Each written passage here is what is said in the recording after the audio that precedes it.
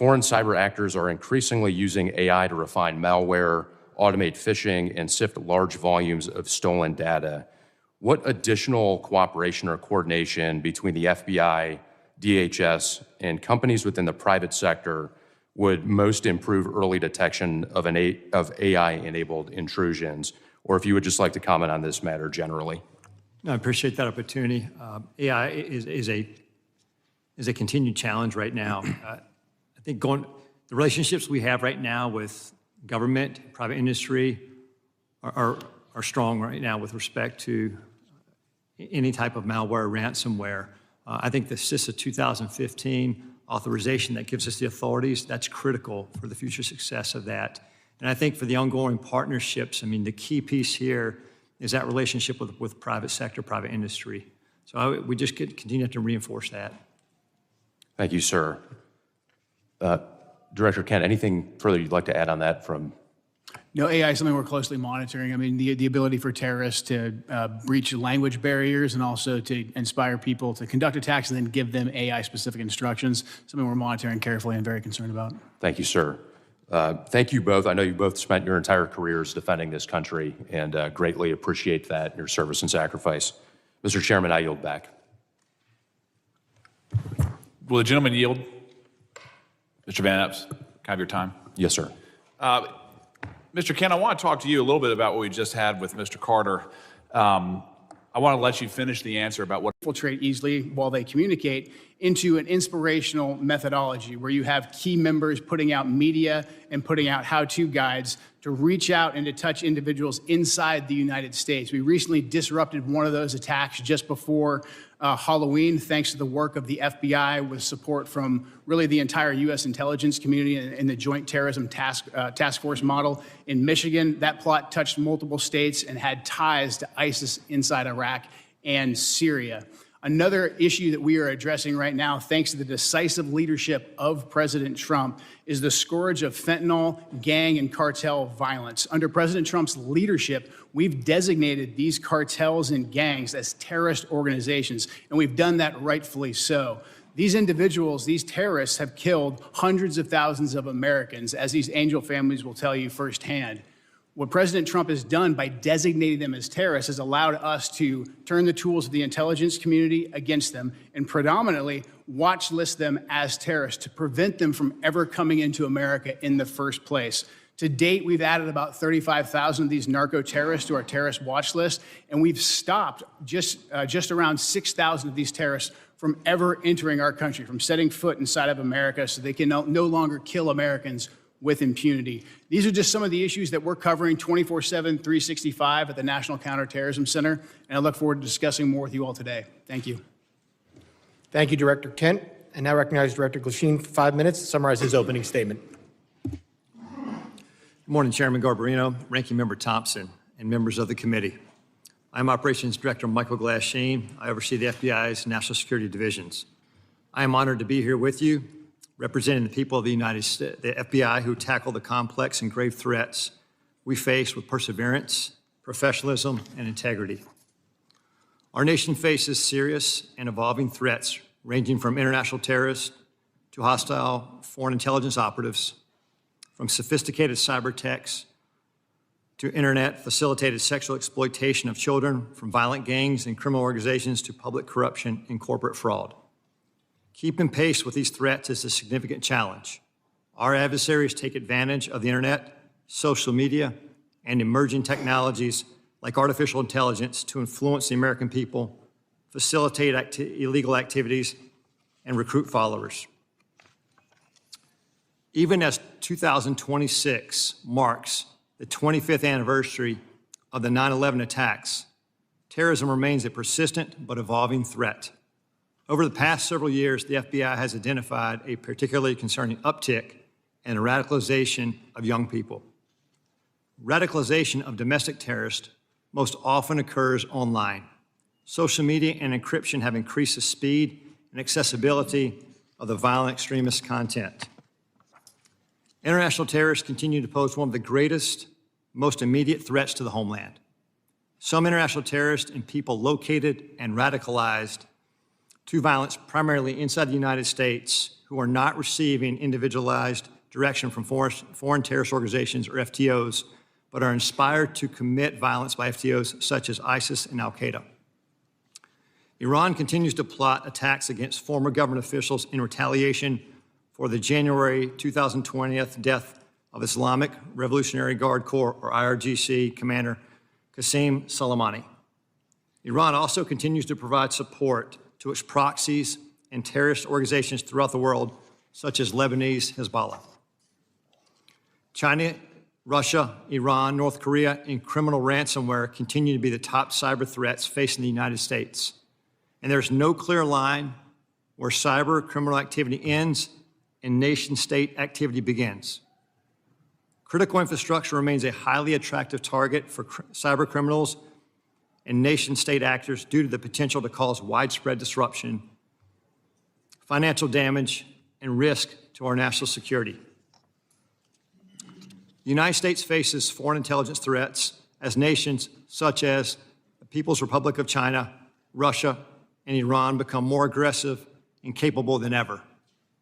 The PRC has deliberately created an environment that abuses global interconnectedness and encourages intellectual property acquisition using human intelligence officers, corrupt corporate insiders, foreign direct investment, and cyber intrusions.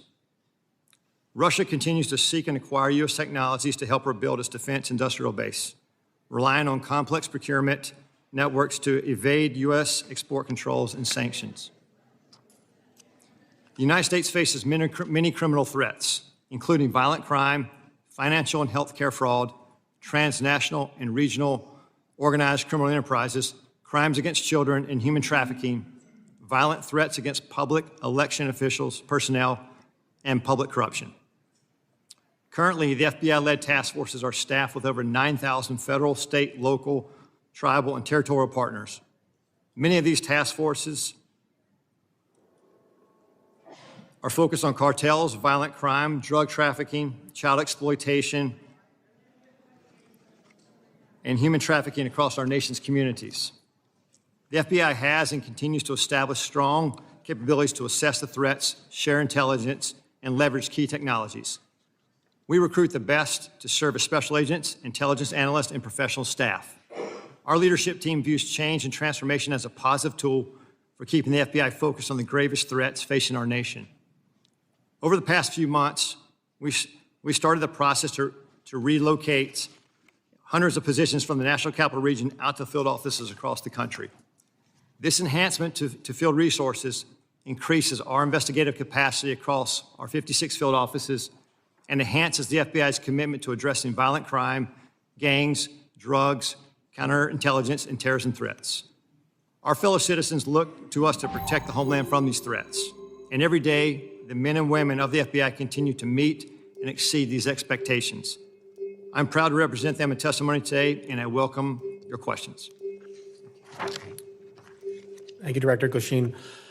My understanding is a witness may have to leave early today. While I want to be clear, the committee did not agree to a hard stop. All witnesses are here voluntarily and are free to go.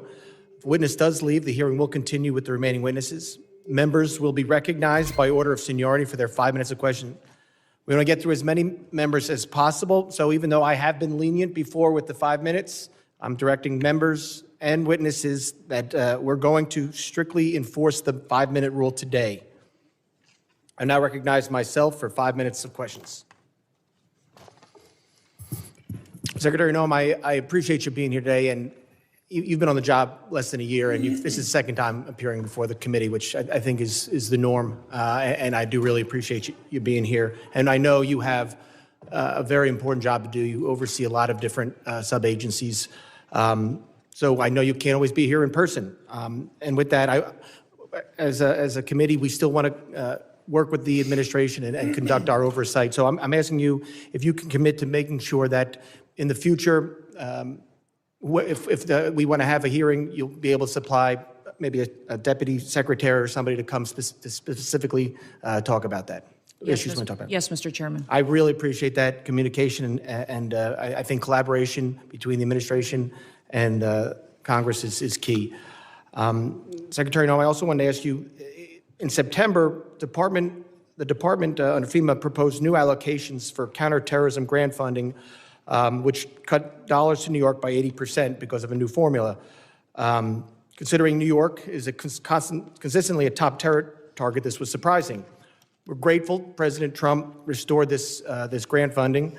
And pursuant to the present direction, has the department increased the allocation to New York?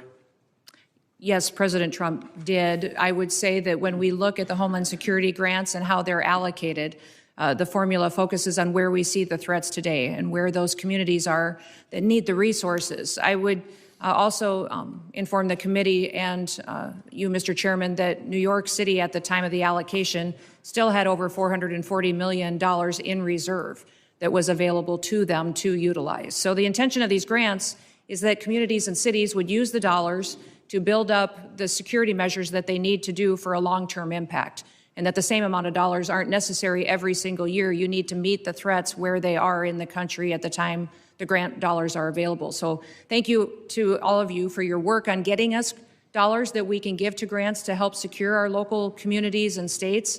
But when we're looking at cities that have hundreds of millions of dollars in reserves, we recognize that giving them hundreds of dollars of millions more may not be appropriate considering all of the threats that we have. But President Trump has sent more resources to New York City. We'll continue to meet the threats head on because that is our mission, is to make sure that we're looking at every single threat that we have. The formula that we have considered and have put in place recognizes what came over the border, where we see the infiltration going, which communities are impacted, and what we need to do to harden our systems. I appreciate that, Secretary, and I appreciate the work you're doing with the President. I appreciate his decision to send that increased money to New York. I have a question. Since this is about worldwide threats, can you discuss what DHS's most significant concerns are today for the country? I would say, Mr. Chairman, what keeps me up at night is that we don't necessarily know all of the people that are in this country, who they are and what their intentions are. We think up to 15 to 20 million people came in under the Biden administration on the invasion over the southern border. They were not vetted. They were allowed to pour in. Our parole programs, our asylum programs, our visa programs were all exploited, and the integrity was demolished under Joe Biden and the leadership at the Department of Homeland Security. And frankly, the entire department was neglected. In fact, I believe the Secretary was told at times not to do certain things by the Biden administration to facilitate this invasion. So what keeps me up at night is the individuals that are in this country that wish to do us harm. And that is why we are so aggressive at making sure that we're going out and doing investigative work, finding those violent criminals, finding those people who shouldn't be in this country to begin with, and those that want to go after and to harm our American citizens. Thank you, Secretary. Director Kushine, as you heard and as you said, during the next few years, the United States will host more major events than ever before. This brings up obvious security concerns, including counter drones, which we just passed some new authorities in the NDA yesterday. How is the FBI preparing for counter drone threats during mass gathering events? Chairman, thank you for that question. Counter UAS, the passage of the legislation yesterday is a game changer for us. How we're preparing for that going forward, we just stood up a counter UAS school down in Huntsville, Alabama, where we will train federal officials, state, locals, as well to assist with that preparation and implementation of using counter UAS technology. Prior to this passage, it was only the FBI and or DHS that could provide that assistance. Now that this passage of authority, it will allow us to have a greater handling of the threat to a mass event. Thank you very much. I yield back. I now recognize the ranking member for 5 minutes of questions. Thank you very much, Mr. Chairman.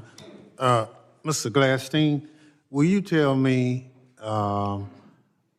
the organizations that pose on the domestic side, two of the organizations, number one, number two, threat to the homeland at this point? Can you please clarify, like organizations? Any domestic terrorist organization that poses a threat to the homeland as we speak? I'd say the first one, President Trump had just announced executive order domestic terrorist organization, Antifa. That's our primary concern right now. All right, that's what President Trump did. What does the FBI say? We share the same view. When you look at the data right now, you look at the domestic terrorist threat that we're facing, right now, what I see from my position is that's the most immediate violent threat that we're facing on the domestic side. So where is Antifa headquartered? What we're doing right now with the organization, Where in the United States does Antifa exist? Yeah. If it's a terrorist organization, and you've identified it as number one. we are building out the infrastructure right now. So what does that mean? You say, we trying to get the information. You say Antifa is a terrorist organization. Tell us as a committee, how did you come to that? Where do they exist? How many members do they have in the United States as of right now? Well, that's very fluid. It's ongoing for us to understand that. The same, no different than Al-Qaeda and ISIS. No, I don't want you, I'll ask one question, sir. I just want you to tell us. If you said Antifa is the #1 domestic terrorist organization operating in the United States, I just need to know where they are, how many people. I don't want a name, I don't want anything like that. Just how many people have you identified with the FBI that Antifa is made of? Well, the investigations are active. Sir, you wouldn't come to this committee and say something you can't prove, I know.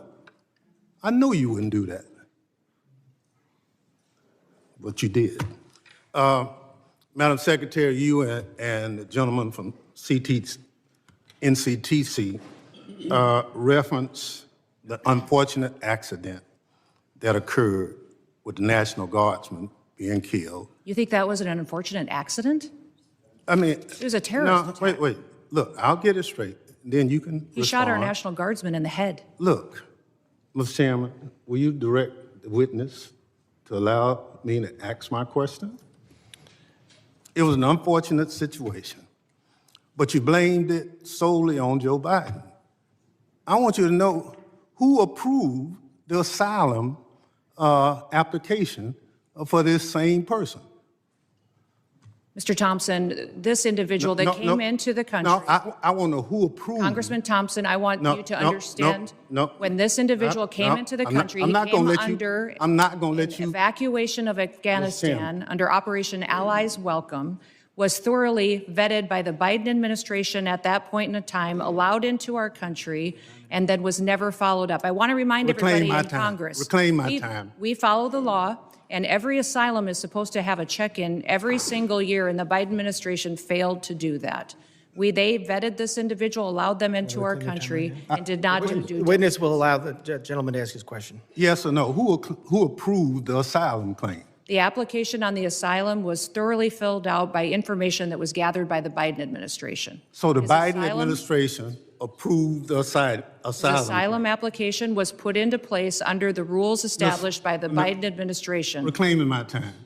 I don't want to file perjury charges against you, but I'm of the opinion that the Trump administration, DHS, your DHS, approved the asylum application. The asylum application moved forward under all of the information and vetting processes that were put in place under the Biden administration, which is when vetting happened. And that's what President Trump has changed.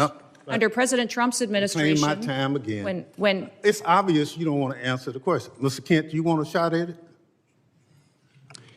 The individual was vetted to serve as a soldier in Afghanistan, and that vetting standard was used by the Biden administration as a ruse to bring him here. Had we followed the standard operating procedures for special immigrant visas, Reclaim my time. that individual and none of the Allies Welcome people would have come to America. That's on Joe Biden. Gentleman's just time has answer the- expired.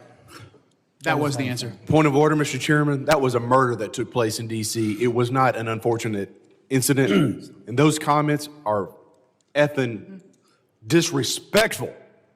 Who is that? Expect better from the It's not a valid point of order. I will now recognize the gentleman from Texas, the former chairman, Mr. McCall, for 5 minutes. Thank you, Mr. Chairman. Madam Secretary, great to see you. This hearing reminds me of the novel a tale of two cities. They see it, the Dems see it as the worst of times, but I see it really as the best of times. And what do I mean by that? Under the Biden administration, 15 to 20 million illegal aliens, unvetted, as you indicated, came into this country. What I think most disturbing is Director Kent's testimony. 18,000 known or suspected terrorists got into this country under the Biden administration. That's why we impeached Mayorkas. I was one of the managers. He told his Border Patrol, you don't have to pay attention to federal law when it says shall detain aggravated felons. He disregarded federal law and says, you know what, may detain. It's discretionary. And guess what? We have thousands of aggravated felons now, or if not millions, in this country today. That was the worst of times. Let me go to the best of times. Most secure border I've seen in my 22 years in Congress. And I've dealt with this for a long time. Coming from Texas, being chairman of this committee, the daily crossings are 95% down from the prior administration. That's the best of times. Zero catch and release. My very first bill in Congress 22 years ago was to end catch and release. 22 years later, we finally have achieved that goal. That, Madam Secretary, is the best of times. An all-time record low. America is safer today.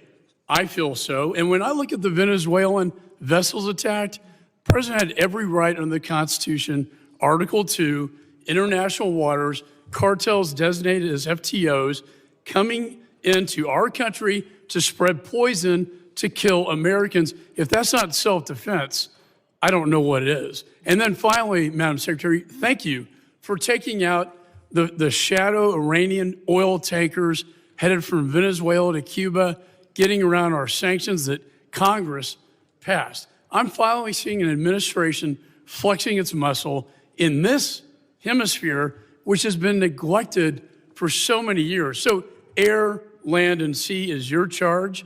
It's the military's charge as well. I see the land secure.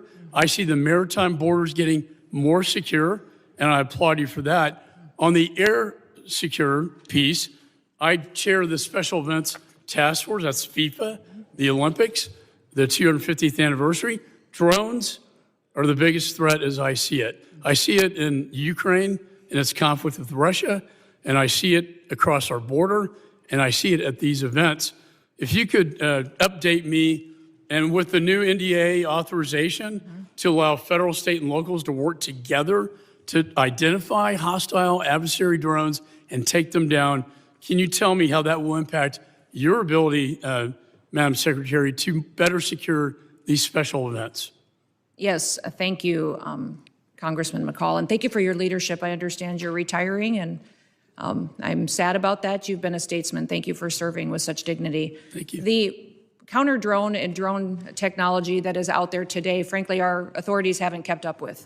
And so thank you for that legislation. Thank you for giving us the opportunity to truly defend the homeland. Here at the Department of Homeland Security, we are going to be investing upwards to $1.5 billion into drone technology and counter-drone technology and mitigation measures that we can deploy not just across different NSC events or large-scale events that we're responsible for the security on, but also that we can use to partner with cities and states for celebrations and different things that they may hold as well. So we have the responsibility at the Department of Homeland Security for FIFA and the 11 cities that will be hosting the matches here in the United States, also the Olympics, the America 250 celebrations, also other national security events that happen, such as Mardi Gras and other events that are going on throughout the country. So this program that we will have will not only work within the events that the department is responsible for, but we will be able to sign agreements with states and cities to provide measures that they don't currently have.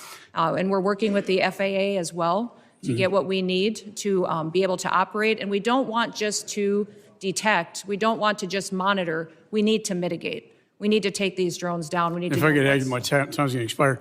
There is so much technology out there today, counter-drone technology, that I've been working to get into Ukraine to protect them from Russian drones that we can deploy at these events. I'd love to visit with you on that at a later date. And thank you for your service. Yeah, thank you.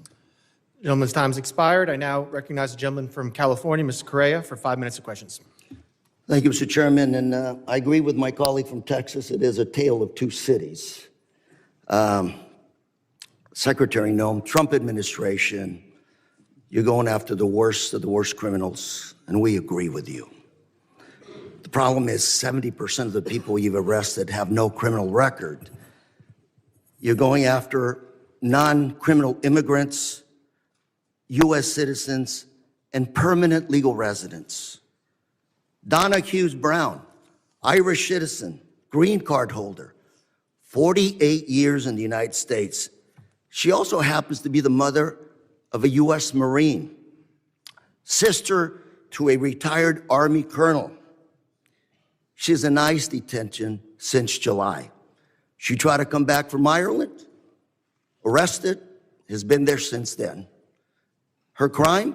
She wrote 2 bad checks for less than $80 a decade ago.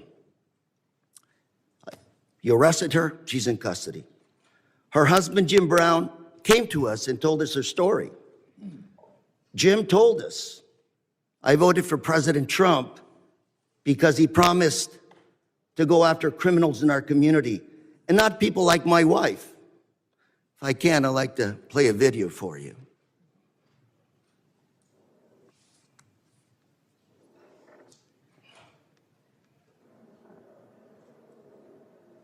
Then he also voted for President Trump.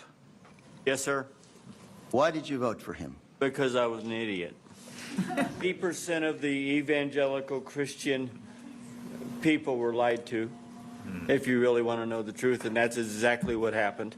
They said criminal, and I believe criminals need to be off the street. I just want to make sure people watching this understand who you are. My wife and I, when we don't work, we're ministers. We help the needy. That's what we do. And that's who they're arresting. Now, we've got Mr. Jim Brown before you. He's standing up. Hopefully you can talk to him a little bit. These people, Donna Hughes Brown, are not the individuals that should be deported. Another case, Narciso Barranco was beaten and arrested by masked agents while working as a landscaper. He's an undocumented immigrant, 30 years in this country, not a traffic ticket. Mr. Barranco is also the father of 3 U.S. Marines. 3 Marines. You want to make a movie of people like this. A man who comes to this country, instills patriotism in his kids. They swear an oath to serve and possibly give up their life for this country. We'll play a video on this as well, please.